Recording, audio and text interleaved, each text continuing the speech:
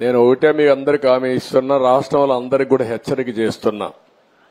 ఎవరైనా సరే ఆడబిడ్డల జోలుకొచ్చి మదాంధకారంతో గాని ఇచ్చలవిడిగా ప్రవర్తిస్తే ఎవరిని వదిలిపెట్టను.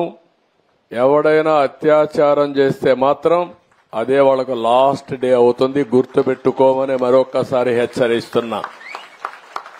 గవర్నమెంట్ అంటే తమాషా ఆడద్దండి. ఏదో గవర్నమెంట్ అంటే బెదిరిస్తే బెదురుతుందని కాదు. యాంటీ సోషల్ ఎలిమెంట్స్ ఎవడైనా సరే నిర్మోహమాటంగా అణిచివేస్తా. మర్యాదగా ఇంతవరకు చెప్పా.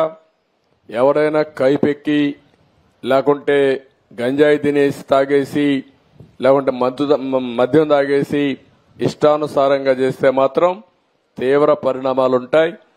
మొన్నటి వరకు నేను ఎందుకంటే స్లోగా బిల్డప్ చేయాలి కాబట్టి బిల్డప్ చేస్తున్నా. కానీ ఈ రోజు నేను చెప్తున్నా, ఒక ఆడబిడ్డ నా దగ్గరకు వచ్చి నాకు అన్యాయం జరిగిందంటే మాత్రం ఎవడిని వదిలిపెట్టనని మరొకసారి హెచ్చరిస్తున్నా. అది మీరు రేపటి నుంచి యాక్షన్ లో కూడా చూస్తారు. మీరు ఎవరిని వదిలిపెట్టను.